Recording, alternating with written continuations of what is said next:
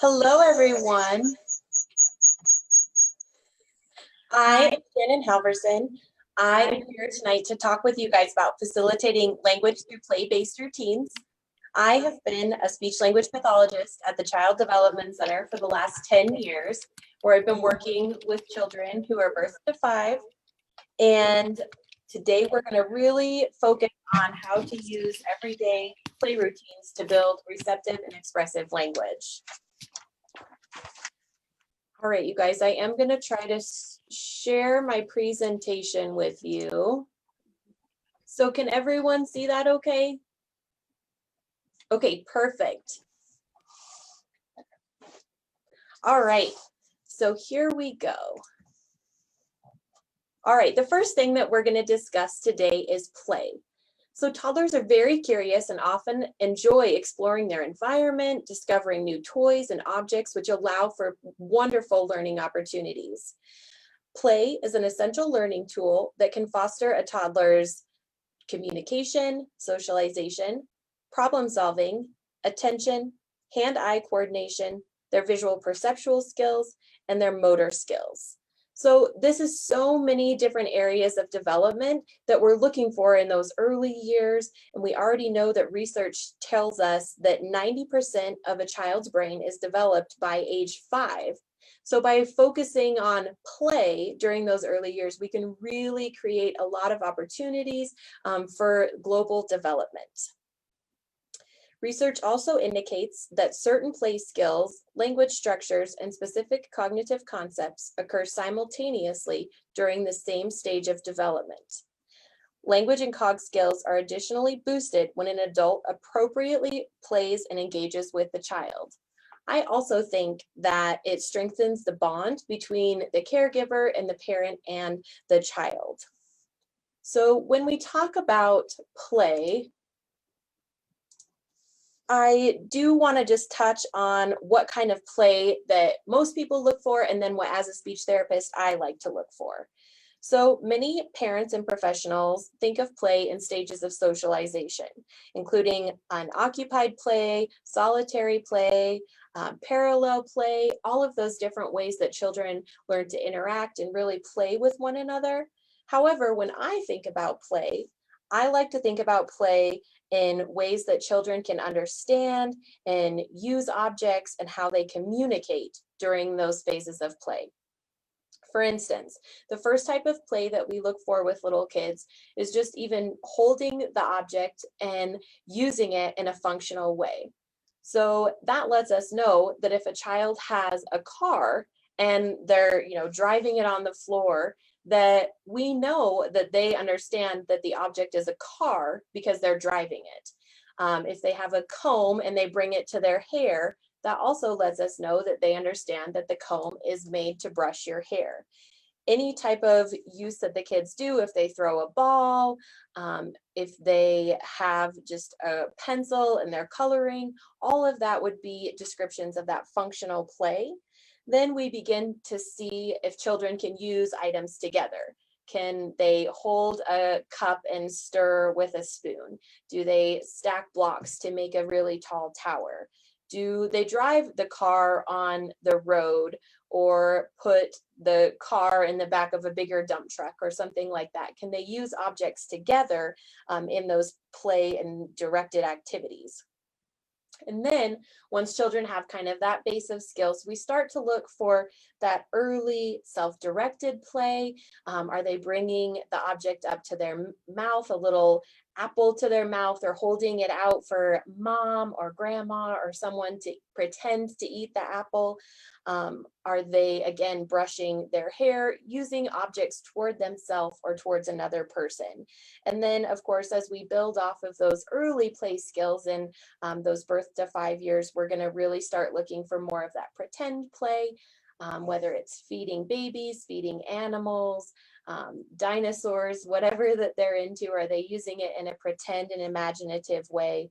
And then kind of that last phase in early childhood that we would look for would be that symbolic play. So just using an object as something else.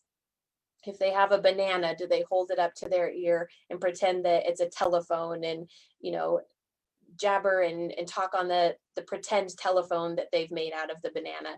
That would be kind of using an object as something else, which would be that symbolic play.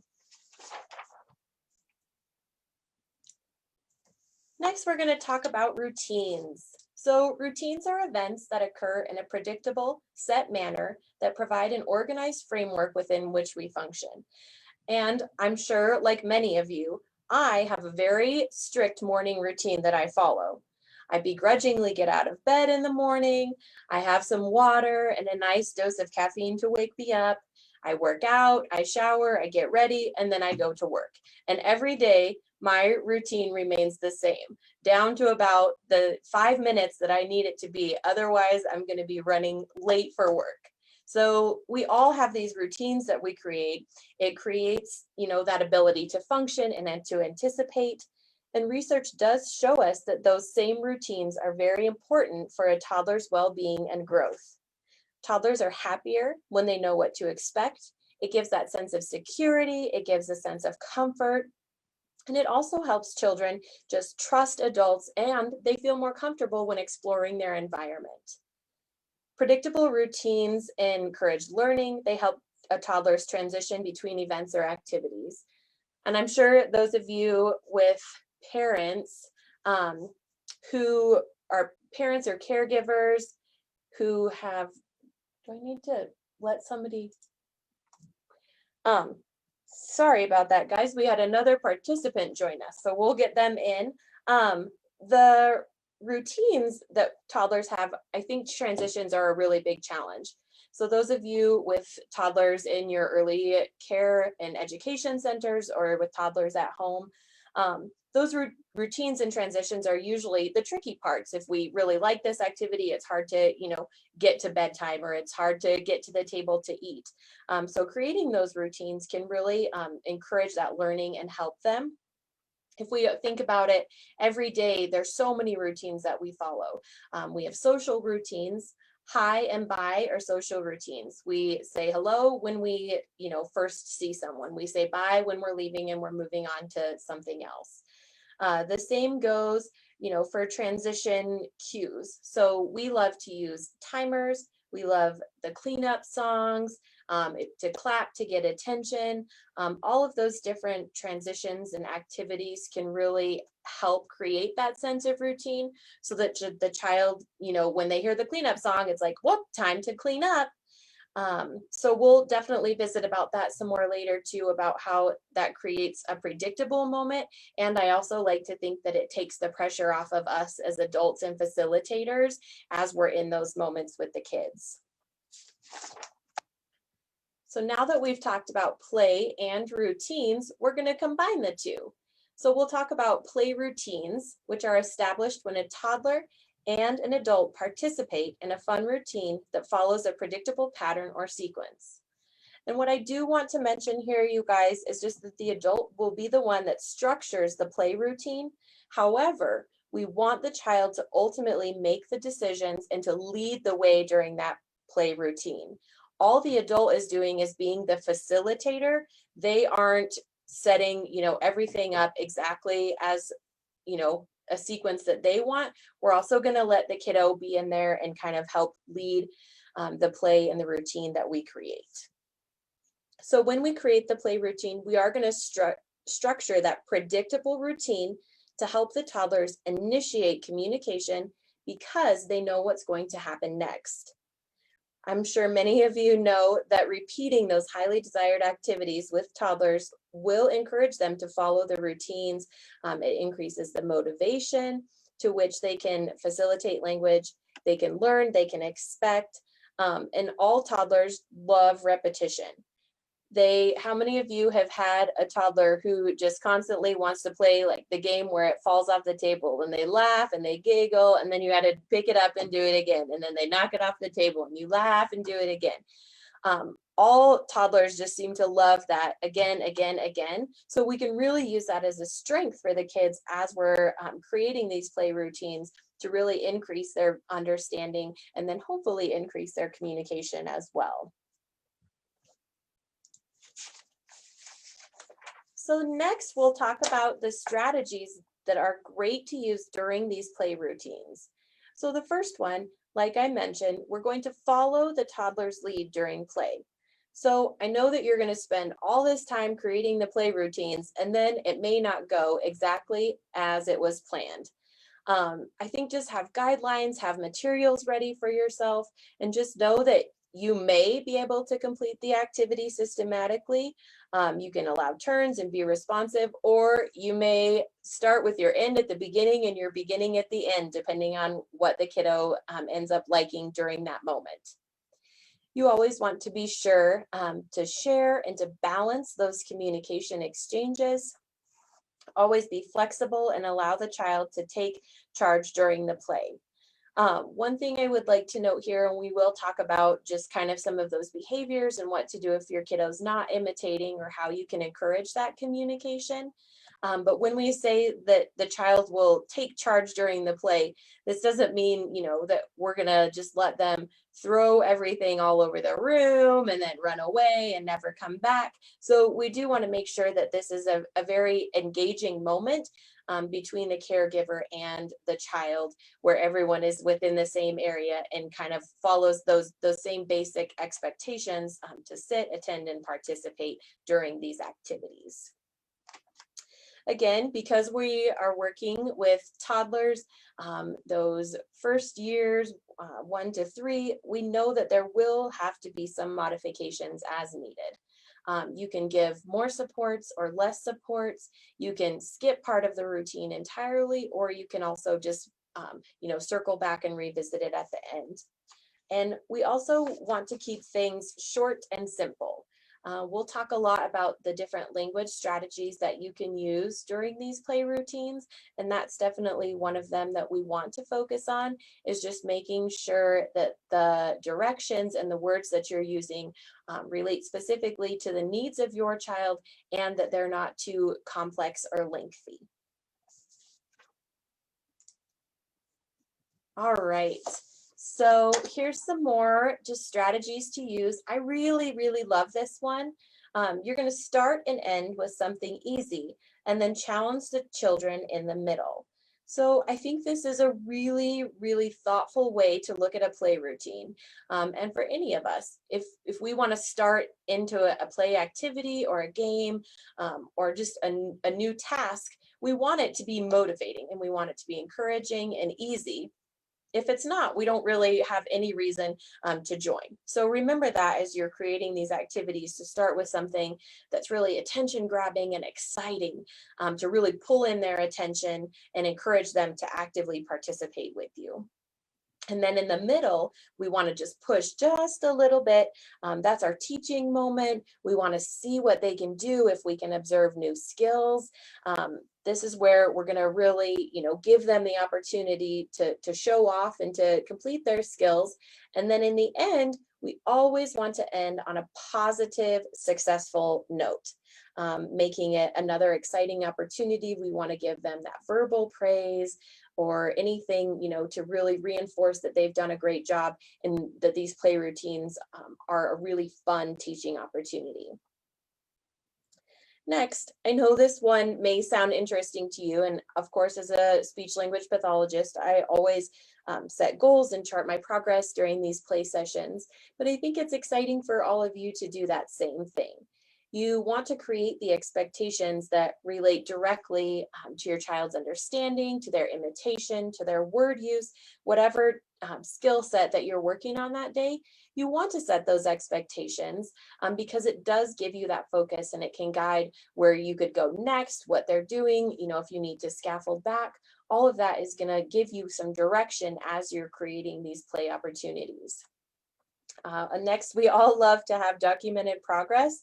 I think sometimes this too, it's motivating for me to meet my goals, and even as parents and caregivers, I think it's exciting for you to set forth these play routines and then celebrate when you've seen a new skill in your child and when you yourself have created those expectations and now you're viewing those skills at home. And then, of course, lastly, we always want this to be really a fun time for you and your children.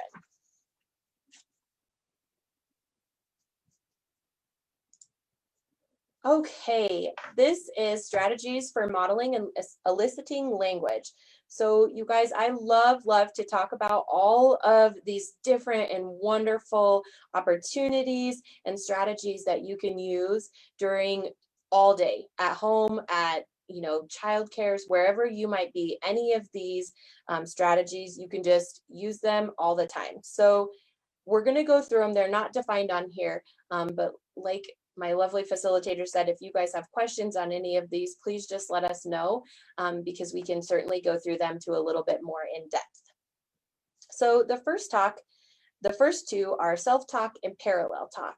So these two strategies, you're going to talk about what your child is doing as they're doing it. So if you have, you're just at home, you're going to observe what they're doing and you're just going to talk about it, because talking to your kids is absolutely one of the best ways to encourage their understanding and their use of language. So you're going to talk about what they're doing. Oh, Johnny's playing cars. Oh, zoom, zoom. Oh no, the car got stuck. Whatever it is, that you're seeing and observing, you're just going to give them words for what they're seeing. Parallel talk, you're going to talk about what you are doing. So if at that point you're joining in the cars, you can talk about what your car's doing. Whoa, my car's, gonna drive to the car wash. My car is so dirty, whatever it may be. Or this is a great one that you can just use during your routines. You can talk about washing the dishes, folding the laundry, driving in the car. Oh, I'm driving in the car. Oh, I see a big truck. There it is. The truck is driving by. You can talk about all of these different things in your environment, the objects, the actions, the descriptions, all of those, different things to give the children exposure to language throughout your routines. One thing I do want to point out here, when you're using the self-talk and the parallel talk, you don't have any expectation that the kiddos are going to respond to you, right? We're not hoping that they imitate us. We're not requiring that they use words back to us. We're just immersing them within our language and like sharing all of these beautiful things that, we're experiencing together. But there's no demand or requirement that the kiddos are going to respond to those words at that moment. Some of the rest of these do have that expectation, but that's really why self-talk and parallel talk are great ones to use, because it's just you talking to your child during activities. The next one is expansion. So if you've got a little kiddo who's, not using words or is combining words, all you're going to do is just expand on their communication. So for instance, if you're playing with the ball, if little Johnny says ball, you can talk about the ball. So you're going to say, oh, it is a ball. We bounce the ball, or it's a red ball. You're just going to give them some more objects and descriptions on the ball. If you have, car go, then you're just going to say, yes, the car is going. So you're just going to really give a nice model of grammar and articulation. You're just going to build that right into the expansion of what your child already said. I think this is a nice one because you get to acknowledge and celebrate the things that they are saying, and then just give them a little bit more information to kind of help their language skills grow to that next step. Follow the toddler's lead in conversation. We kind of talked about this even within just following the lead within the play routines. This is the same. If you are, trying to talk about, what you did over the weekend and your kiddo is just super jazzed up about Mickey Mouse, it's not really, you're never probably going to get them back to the talk about the weekend. You'd be better off getting more language when you talk about something that interests them and that they want to talk about. So just be sure to really follow that lead and encourage the topics that they like.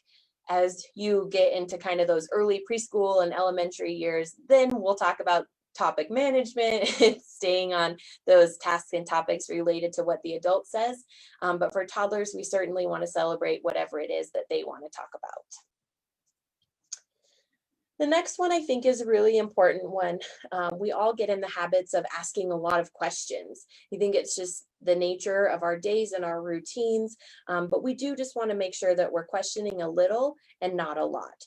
We don't want to be in tester mode.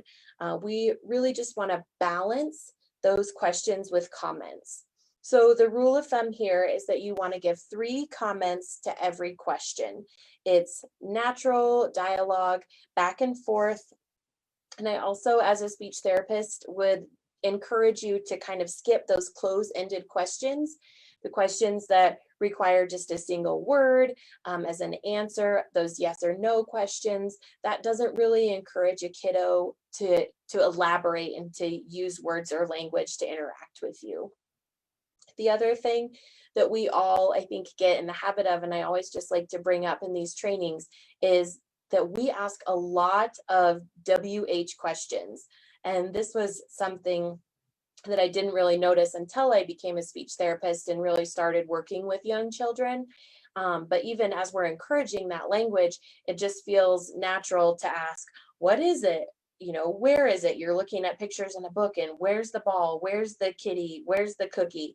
All of those things, you know, the what is it? And all of these different WHs that you can ask children.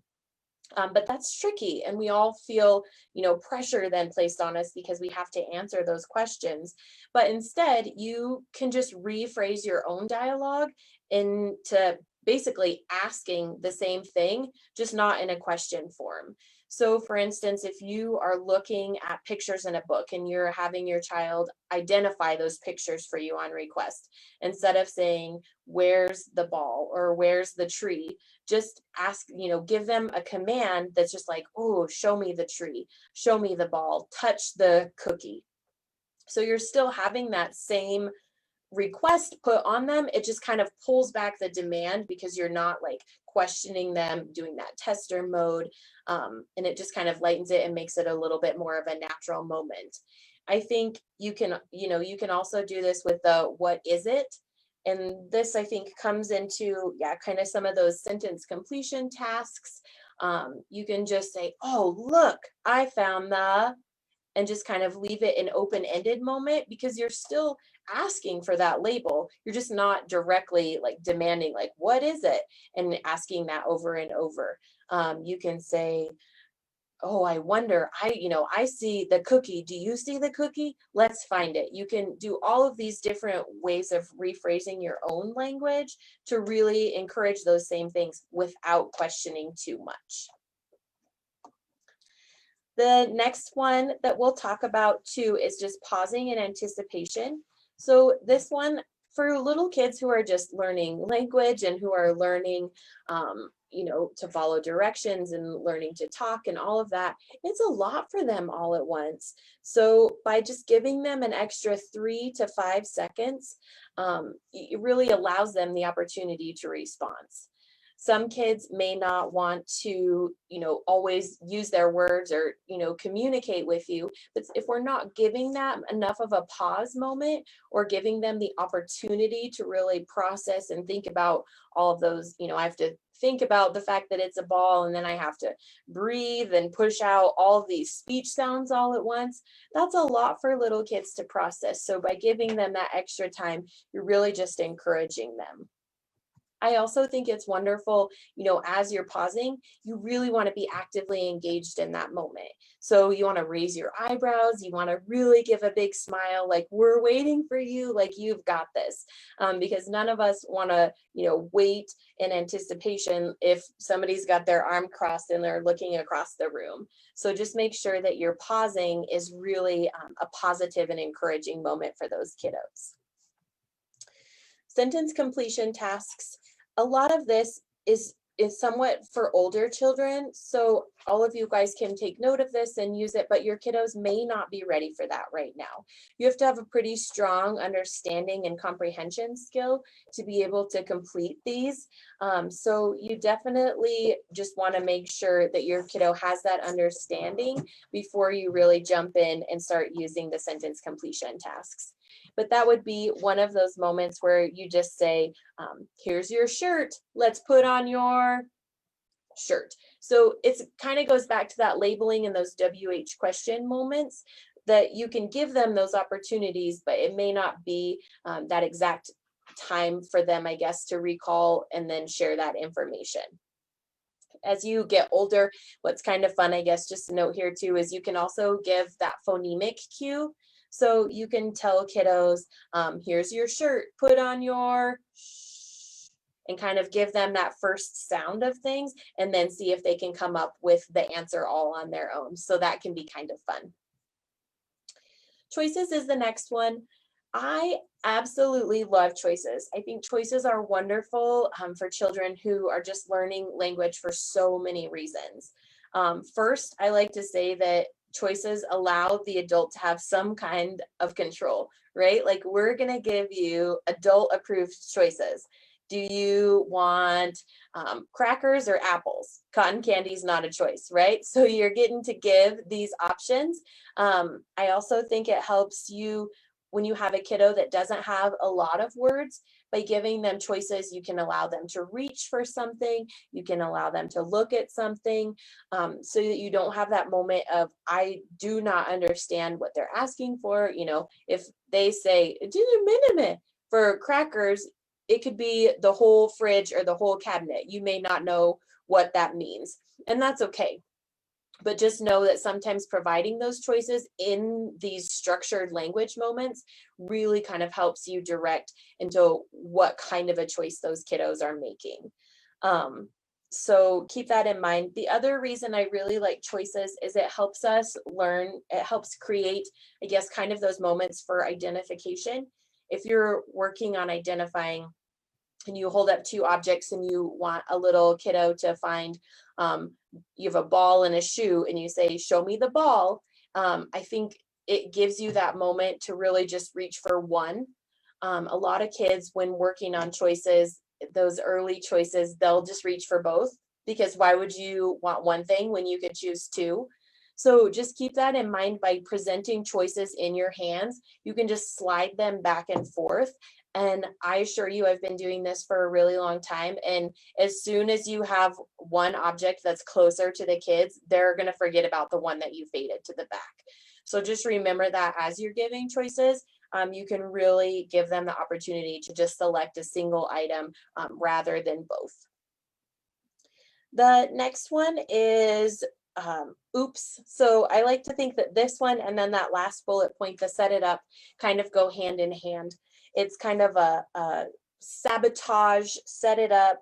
Don't overly anticipate the needs of your children, and be sure that you're giving them many opportunities to use language. So in these workshops, I always like to say that as great parents and great early care educators, like, you guys are doing a fantastic job being with these children all day. But sometimes it's just second nature that we're just giving them all that they need and they don't have a reason to communicate. So by giving them a bowl of cereal and like, oops, forgetting the spoon, you know, some kids may just dig right in with their hands, but ultimately we want them to recognize that the spoon is gone and then to ask for it. Same thing goes if you get out all of the train tracks and oops, you forgot the train, to see if they can really, you know, how do they communicate in those moments? It's their favorite toy. Like, obviously something is missing, you know, oh no, we need the train. Let's get it. Ready, choo choo. Where'd the train go? So just really create those opportunities by setting it up and not overly giving them everything that they need. I guess along those same lines, always make sure, you know, especially if you're doing it at snack time or something like that, make sure that if you just start with a few crackers, you know, you want them to request more crackers, and that's awesome. But just always leave the box of the crackers out, or just make sure that there's a bowl of crackers, always letting them know that absolutely there's more if that's what they would like. The next slide talks about what to do if your toddler is not imitating you. Oh boy, except have I skipped one?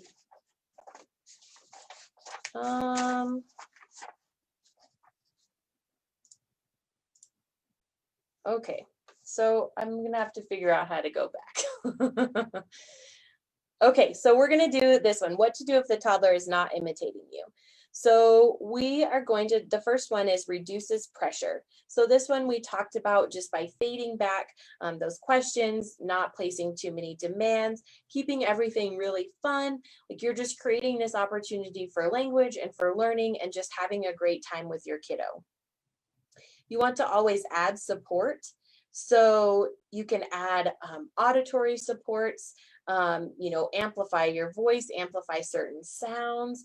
You can use visual supports, whether that's picture supports, you can use gestures, you can use pointing, you can kind of accompany some of those words with a sign, that sign language, so that you're offering that additional visual component as well as the auditory piece.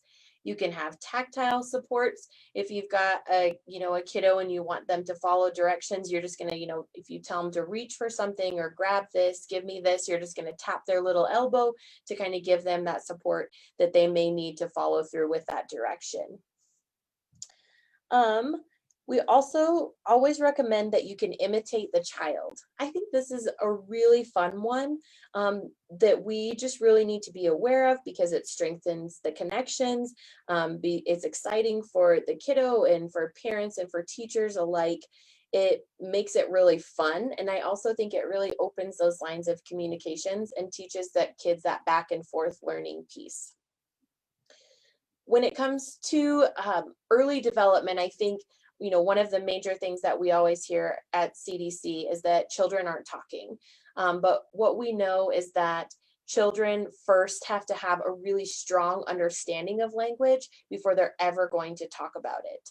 So that kind of comes into play with those imitation skills. So before a kid is going to imitate speech sounds and imitate words, we have to have kind of a good imitation. There's that imitation hierarchy of skills. So kind of like a lot of phases of development, first kids learn to imitate kind of those big motor skills. They run, they jump, and they do it with you. First I jump, then you jump. And then we start imitating smaller motor movements with your hands. That's where that sign language piece comes in. So we know that all of those signs, whether it's ball or cookie or block, whatever it is, sometimes imitating those with your hands is still going to be easier than getting that oral motor, that speech imitation and the word imitation. So I think that's another great place to kind of pull in that additional communication for your kiddos. And then, of course, we can get to kind of that sound imitation, which is next. I'm sure all of you have had kids that rarely say kitty before they say meow.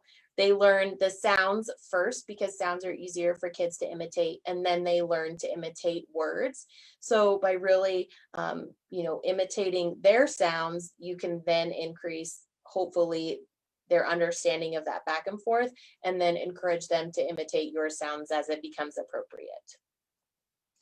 Slow it down. Oh my gosh, I'm like on the wrong page still. I don't even know where I am. So then you guys just keep following this handout, but I have no clue. We've got like a lot of different pages going on. But so we are going to slow it down. Let's see. Okay, here we go. So we're going to slow down your speech, which we talked about, increase that processing, exaggerate your intonation. I think this one is really wonderful. I find that if you think something is really fun and you're excited and you have a lot of different intonations and inflections, that will increase your toddlers thinking that it actually is really fun and exciting. So the more that you can exaggerate and animate, the better. And then keep it short and sweet. We did talk a little bit about this. If you have a kiddo that is not using single words or is just using words, then you also want to keep your, direct facilitation in these play routines at 1 to 2 words. If you have a kiddo who is using 3 words, then you can kind of bump it up and start to use, 3 to 5 words. But you just want to make sure that you're keeping it short and sweet and tailored to the point that your children are working. Okay, Now we're on the right page. So the next one is cutie, the do not list, which I think is funny when it's a do not, and we're definitely talking about things that we would like for you to avoid. So the first is we just really don't want you to correct your child's communication. We need you to encourage, accept, and praise any and all forms of communication. So I know that there are some of you sitting out there right now that are thinking, yes, but my child doesn't use any communication. And I will tell you right now, I disagree with that. They are definitely communicating in some way, and you just need to figure out what that is and really celebrate it. Do they have good eye contact? Are they really good at reaching? Can they tell the world's greatest story with absolutely no words? How are they letting you know what they want? And then let's start there and kind of celebrate those moments where they are communicating. And then hopefully we'll build up to more of those words. And I do get it can be frustrating, but we really need to, celebrate the things that they do have rather than placing those demands and correcting what they're not doing. Don't use too many negatives, and I say that as I use the word don't, which is what we would like to avoid. So we would try to say, that you give a direction of what the desired, behavior or directive is, rather than pointing out what's not appropriate. So, if you have a kiddo who is standing on a chair, that's obviously not a desired behavior. However, we would just redirect and be like, okay, whoops, our feet stay on the floor, instead of like, don't stand on the chair. Oh, our feet are on the floor. So you can redirect in a way to still avoid kind of those negative words. If you have a kiddo who's running down the hall, we would say, don't say, don't run. We would just encourage them to use their walking feet in the hall. So you're pointing out that desired behavior rather than pointing out the negatives. The next one I think is a really big one, and especially as a speech therapist, I find that this is a hard one, especially for parents and for early care educators and teachers. I think we all really get honed in and focused on teaching those ABCs and those preschool concepts and everything, but in early language, you actually want to stay as far away from that as you can. So as children are learning language, let's everyone think of a kiddo that and how many of them, their first, 20 words included colors, shapes, and numbers. Probably zero. So let's just keep that in mind as we teach these children the words, to give them the ability to communicate. First, kids learn labels. That makes sense, because what do they learn first? The words that are meaningful to them. They learn mama, dada, cookie, ball. They learn their dogs, their cats, their siblings, because those are the things that mean something to them. It's not going to be, square, circle, black, or green. So focus really on those labels. And then as you get a good base of that, we're going to expand to actions. So it's not it's a cookie, but we also eat cookie. We want picked up. So you say mama up. So you start combining those nouns with a verb. And then once you have a really wonderful vocabulary base of those, then you can start incorporating some of those descriptors and pronouns and modifiers into their language. And, you can use those beautiful strategies that we talked about, the expansions and just kind of that self-talk and parallel talk, to really model those concepts for kids without actually teaching it directly. We talked about ignoring your child's interests. We want to acknowledge and we want to expand on the things that they like and that make them happy. And the last, we don't want to expect too much too soon. So as we've discussed, toddlers need, many opportunities, multiple contexts, lots of repetition. Like I said, kids really have to have that understanding of language first, but in order to have that understanding, we have to have really great attention and directed learning moments with them. You need 250 opportunities of hearing this is a ball to understand that it's a ball. And then once you understand that it's a ball, then eventually we can hopefully, build up to saying ball. But first you have to know that it's a ball, and then I bounce the ball, and whoa, pretty soon then I might say ball. So just make sure that we have that understanding of language, followed by the communication. That expressive communication comes second. One other soapbox moment that I will tell you guys right here, and I'm sure hopefully many of you can laugh with me. I have been a speech therapist for quite a while, and I think one of the hardest things that I see people teaching, whether it's parents or early care educators or even therapists, is using more and please to communicate. And I cannot encourage you enough to avoid this. So I'm going to put it on the do not list as well. um, I think it's a very common thing, and I applaud all of you parents who want your children to be polite. And I promise you one day you can teach them please, but let's start with a good vocabulary base. Why I would encourage you not to use more and please, and they are great teaching opportunities and they're quick, and teaching more is really fast. But ultimately, when you teach your child to ask for more, they don't technically want more. They want cracker, they want milk, they want a block or the train. So by teaching them more, you're actually not allowing them to increase their vocabulary, because all you're doing is requiring a single response. So I think one way to think about it is, if you are in the kitchen and your kid comes in and signs more, did that actually help you communicate with them? No. So you really just, I think you can teach more and then move on quickly. But make sure that, you're, like I said, you're doing more apple, more water, more cars, whatever it is that your target, that they want. Make sure that you're using those labels, because in fact, that is what they want. It's not really about asking for more. So hopefully that makes sense to all of you guys. All right, here we go, the 5 R's. So this is just ways to accelerate a toddler's learning. So raise it up. I think this one is awesome for so many reasons.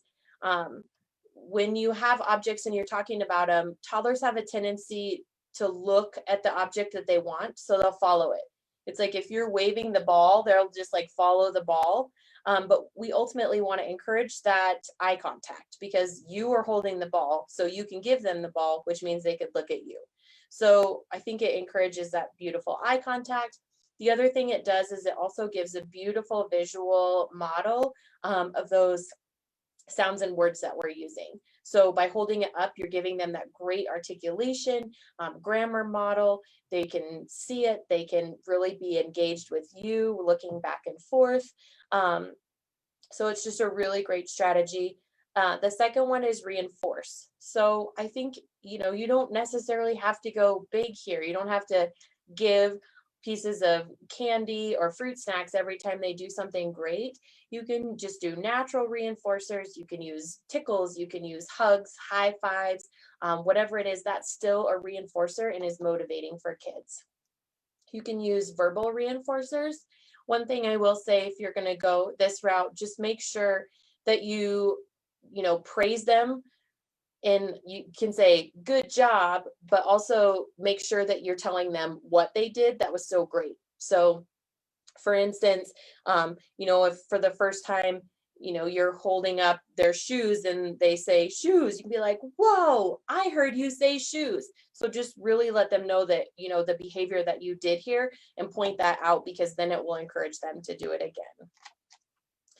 We talked about responding to all communication, and just really, pointing out the ways that they are communicating, and really celebrating that, to hopefully build up to words, phrases, and sentences, and just really acknowledging all the great things that you see. Rearrange. So we also discussed this kind of with those sabotage moments. Don't just giving everything to your child. You can leave some things out and create those communication opportunities. And then, of course, we have relax and wait a little. All right, so we are running out of time. So the next few, I do have just some basic play activities to do. Do we want to ask if people have preferences, or should I just pick? I have Animal Farm, puzzles, Mr. Potato Head, bubbles. Does anyone have a strong preference on what they would like to see me demonstrate? You can put it in the chat box or the comments.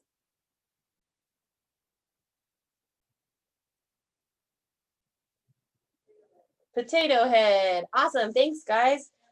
And bubbles. Let's do them both. Potato Head. Here's bubbles. Okay. We will start with this one.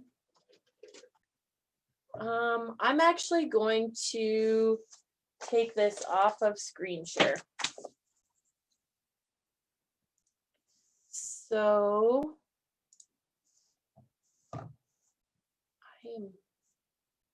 okay. So I have just some bubbles here.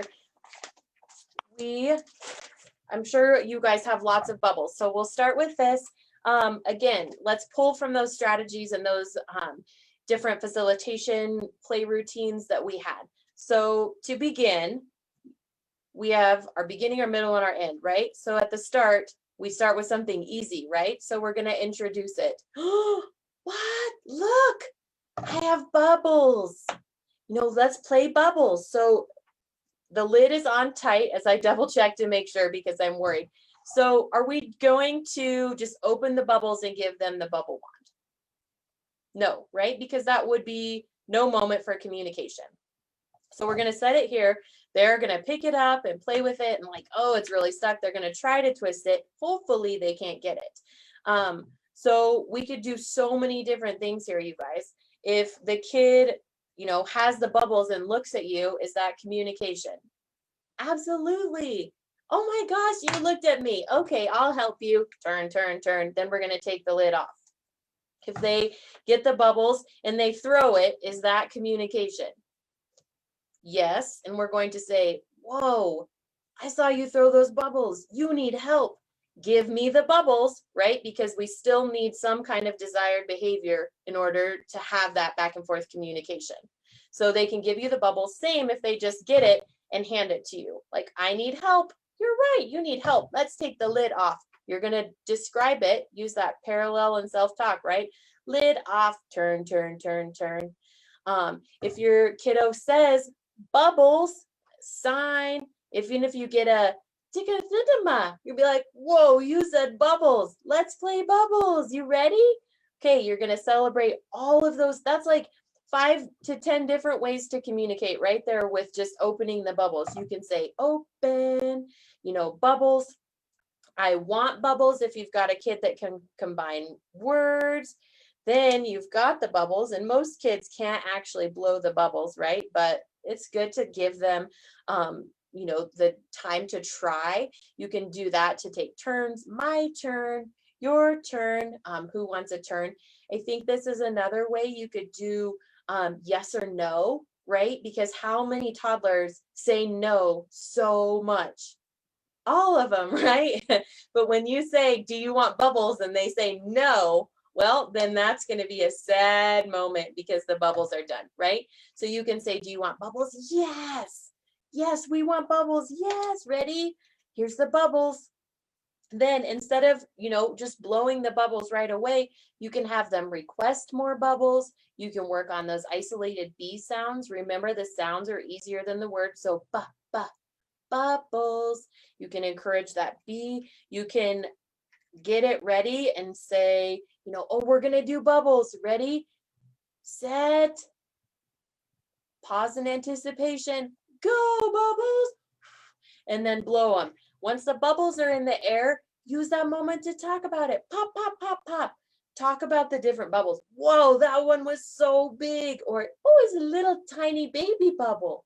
Oh no, a bubble landed on your head. You can talk about all the things that the bubbles are doing.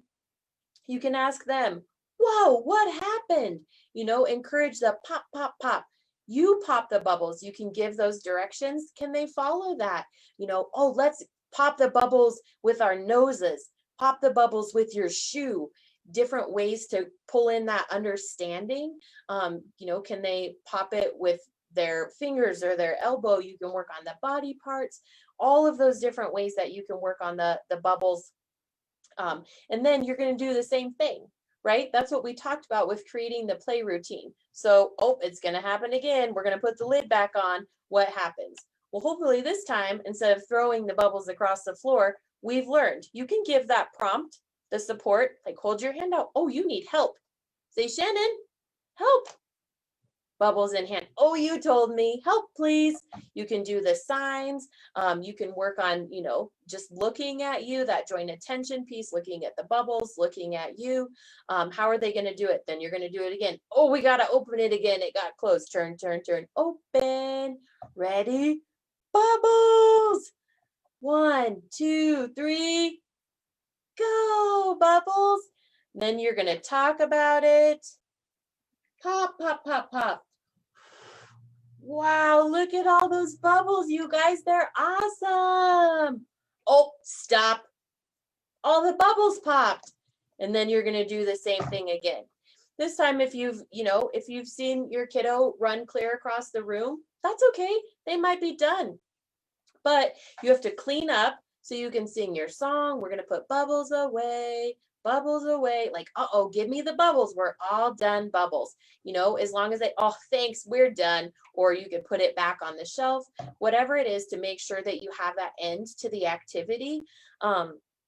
You always just want to make sure that if they ran away, like you can acknowledge, like, oh, I see you're all done bubbles. Let's put them away and make sure that there's that end, because remember, we want them to be successful. So then when they put the bubbles on the shelf or give you the bubbles, even if they don't come back, I always, in that moment, you can just take their little hand, put it around the bubbles. Oh, thanks. You gave me the bubbles. We are done. So you're going to end on that positive note, even though you just completely helped them finish the task.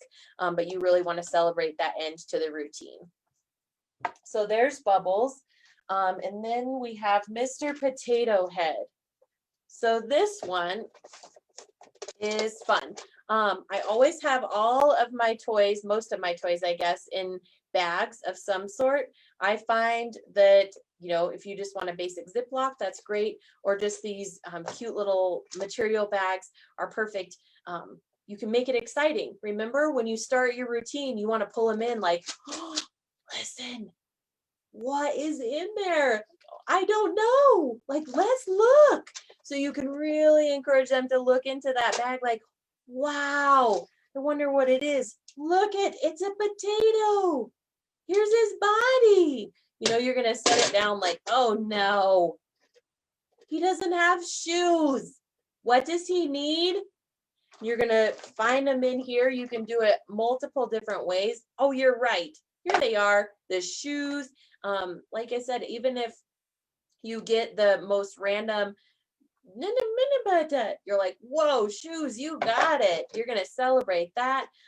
Most kids can't do with the name Shannon. I've learned that shoes is also a hard word to say. So you probably will get something like do, and you're like, shoes, it was close enough. So we're going to put the shoes on. Ready? Push, push. Oh, got it. His shoes are on. Now what? You can give those choices. We talked about the choices. You can hold them up and say, oh, do you want the eyes or the mouth? Which one? And then kind of let them choose. And again, here's that moment where you fade them back and forth and just encourage them to choose one.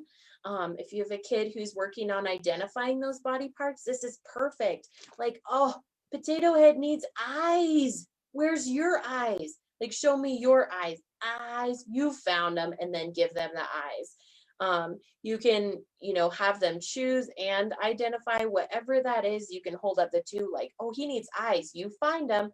Here's the eyes. You're right. But we're going to do the same thing. Oh, it's so tricky. Ready? Push, push, and then push them in. And then you can do that with all the arms and all the different pieces.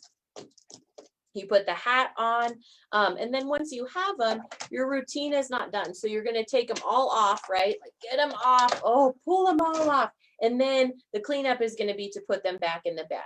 But because you have the bag, I think that's the beautiful moment that they're actually not finished. You still can, they can encourage, oh no, it's stuck.